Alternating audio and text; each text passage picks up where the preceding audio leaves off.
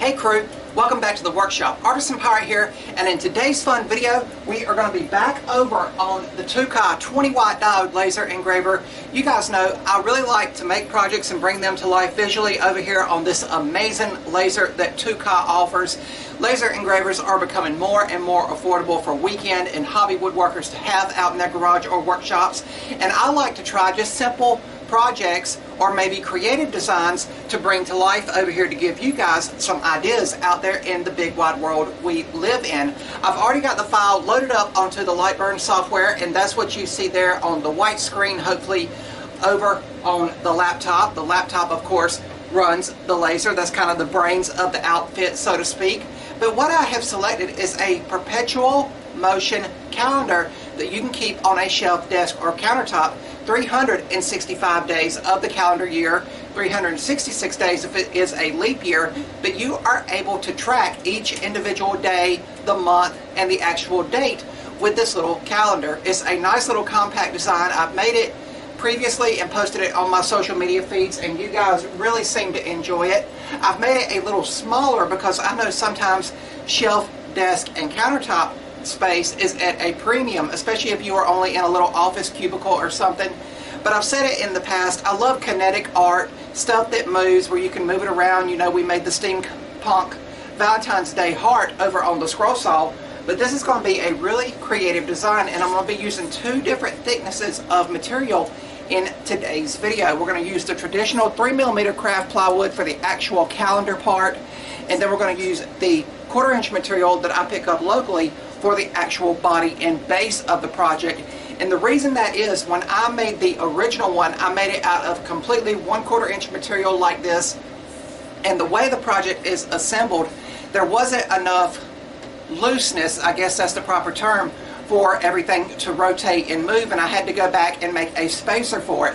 Hopefully, with the moving parts made out of thinner material and the body and the spacers made out of the thicker material, it'll work more smoothly and efficiently.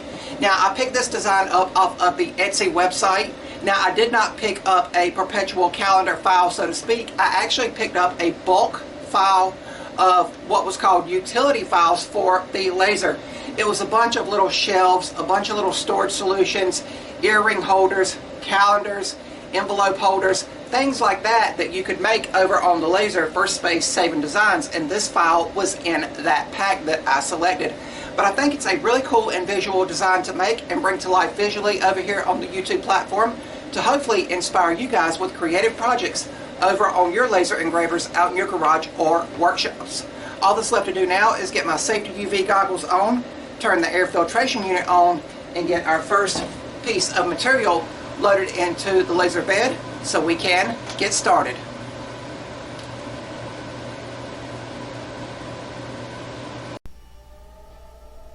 And before we get started, over here on the Lightburn software, you can see all of the pieces that will make up the project. That bold square you see in the center of the screen is the size of my honeycomb spoil board, and you can see that there was no possible way I could have done all the pieces in one individual pass, but that may vary for you guys depending on the size of your laser bed.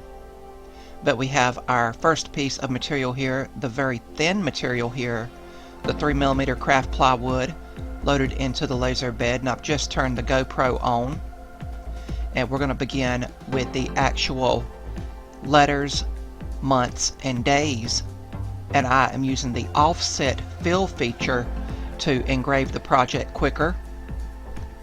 And you guys know this is my traditional view when the laser is running. I love that the TOOCAA 20 watt diode laser engraver has this translucent box around it where I can safely peer into the laser and keep an eye on it no matter where I'm standing in the workshop. But it took around 24 to 25 minutes to do this first piece here, and obviously the footage is sped up. And here we have what the GoPro sees on the inside, hopefully giving you guys a better vantage point. But it will do all of the engraving first, and then it will go back, and then the power will go up and the speed will slow down as it will begin laser cutting through the thin material. And the laser made quick work of it. And I'm just going to show you some of the engraving and cutting in today's video, since I had to go in 4 individual passes. It was just a lot of rinse and repeating with going back and forth loading material in. But we'll remove those pieces, and I'll put the thicker piece of 1/4 inch material in and reset the laser head to the right height and frame out the pieces. And this next pass will be all laser cutting, which you will be able to tell by the smoke and the fumes that are generated by the laser cutting the pieces out completely. That's why it's always essential to have, if possible, your laser in an enclosure to pipe away all of those hazardous fumes and smoke.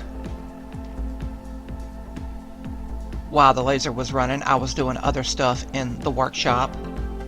Again, it's a tool that you do not want to walk away from or leave unattended for long periods of time.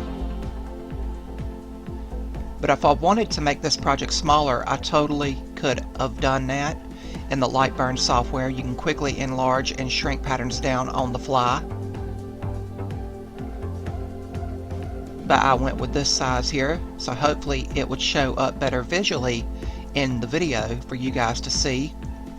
And anytime the laser gets done, I always leave it sitting for around 5 minutes to make sure that all the fumes and smoke has been piped out and extracted. But we are putting another piece here in, and this is the front face of the calendar, and it's doing more offset engraving here. And from this point on, again, it was just a rinse and repeat. We had this piece and one more to laser cut and laser engrave, but I will not bother showing that to you guys. But once everything was done, it was time to step back over to the laser engraver and turn off the GoPro for the final time and remove our pieces. And I collected them all, and then over on the Rikon table saw, you can see all of the pieces for the Perpetual calendar laid out. Not very many pieces at all to make up this creative design, but I opted to stain the base and the front and the back with a very dark Minwax wood stain. Just saturating everything here and wiping off the excess.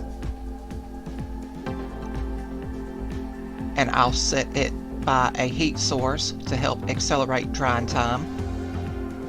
But while it was drying, we did a little bit more work on some of the internal workings by taking the Marathon rotary tool and a sanding drum and just removing some of the material on these pieces that will guide the rings. It'll help them move more smoothly. It won't be such a tight fit. And this is a totally optional step. This is something I just learned from making the calendar previously, as I said before. Learned how to fine-tune the process. But we continued to wait for the stain to dry on those other pieces, and once the stain was dry to the touch, it was time to begin the assembly process with medium grade CA glue and activator. And you want to be very careful here to not get any of the glue where the rings will rotate. You do not want them getting stuck, so I'm using very small dabs of CA glue here.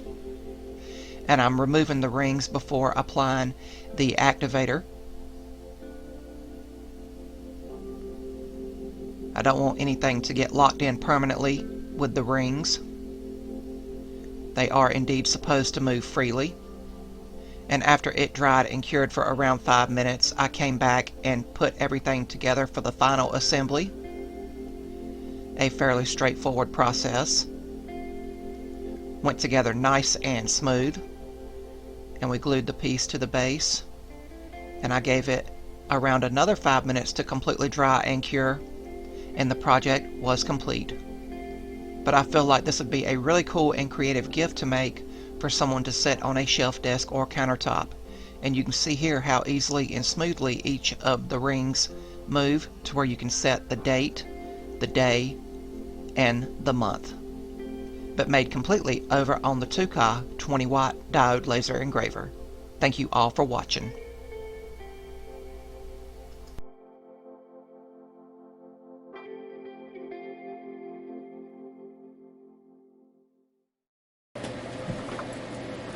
And here we have the completed Perpetual motion calendar, laser cut completely over on the TOOCAA 20-watt diode laser engraver, and it finished up beautifully. Really cool, really creative kinetic design that you can make over on your laser out in your garage or workshop. Now, due to the size and dimensions of this piece here, I had to go in 4 separate passes over on the TOOCAA laser bed due to the size of the working area of the laser itself. And keep in mind, I shrank this design down some so you can play around with it. You can make it even bigger for a really standout feature for a shelf desk or countertop, or you can make it even smaller and potentially get everything cut out in one individual pass. But of course, if you also have a larger laser bed, you could of course make it this size in one single pass as well. It took around an hour for the laser to laser cut and engrave everything that you see here. Again, I was just doing other stuff out in the workshop, finishing up projects and jotting down ideas for future videos to bring over here to the YouTube platform. But this is just a really cool standout project that I found again in that file pack that I downloaded from the Etsy website. You have these 3 little windows here, and you can see you have the dates, and the largest ring there is it is going around.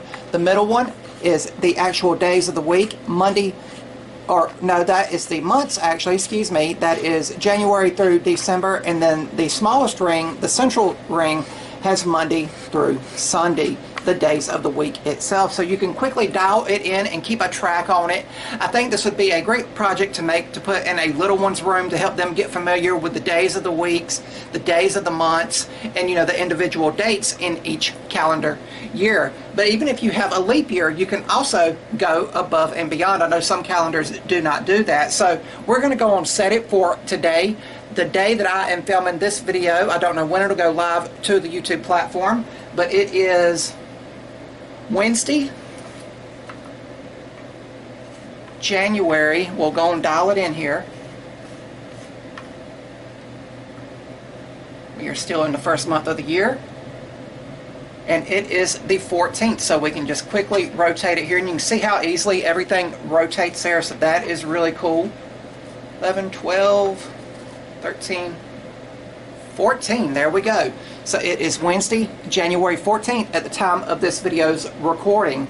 But a really neat and really creative project. I feel like you could also make it out of exotic and hardwoods. I know a lot of people keep calendars. They keep event calendars. I know my mom likes to write down all of the shows she likes to watch in a calendar. She gets one every year, each season, so to speak. My aunt, cleaning houses, she has a calendar, kind of like Mission Control, where she's got all the dates written down on what house gets cleaned on what individual date. I know a lot of people have them big desktop ones with the big squares where you can really jot down dates, appointments, and your schedules and everything.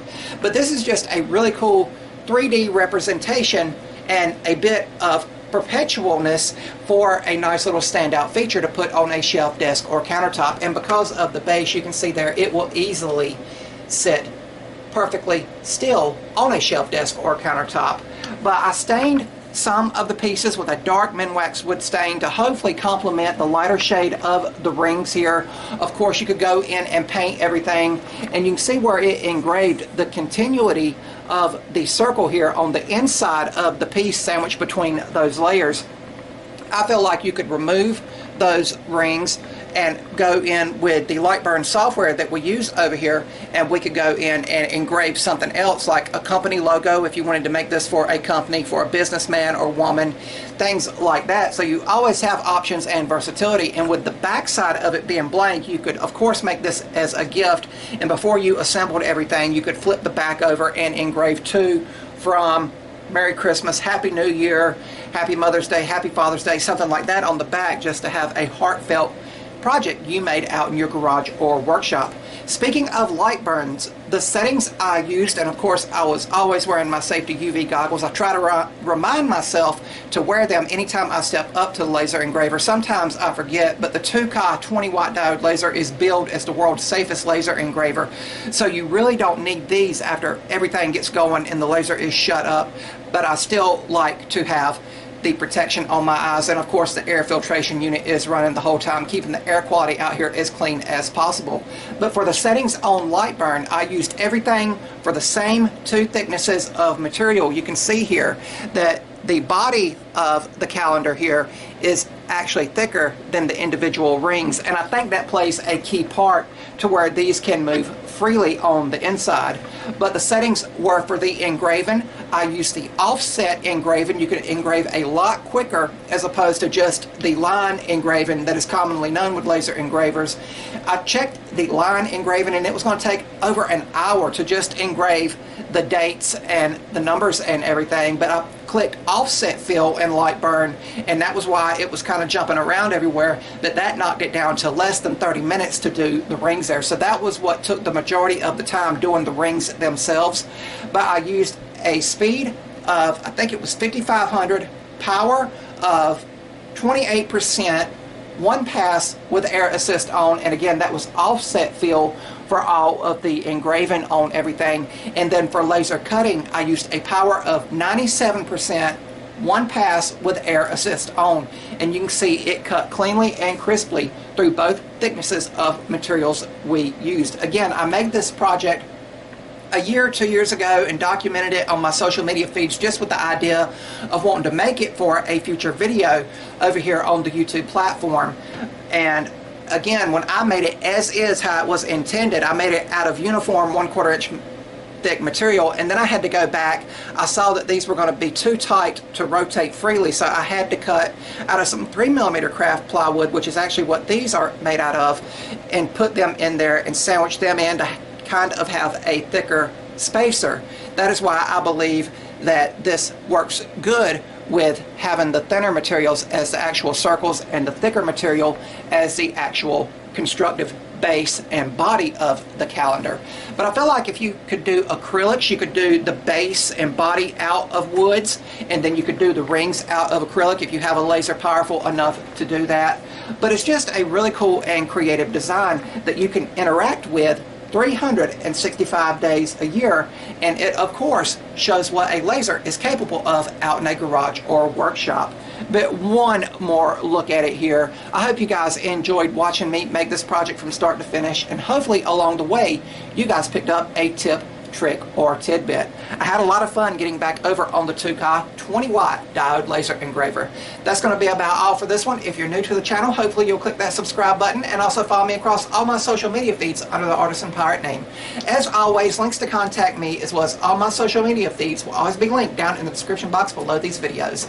That's about all for this one, and remember guys, if I can make it or do it, so can you guys. I'm the Artisan Pirate. Take care, and I'll see you guys real soon.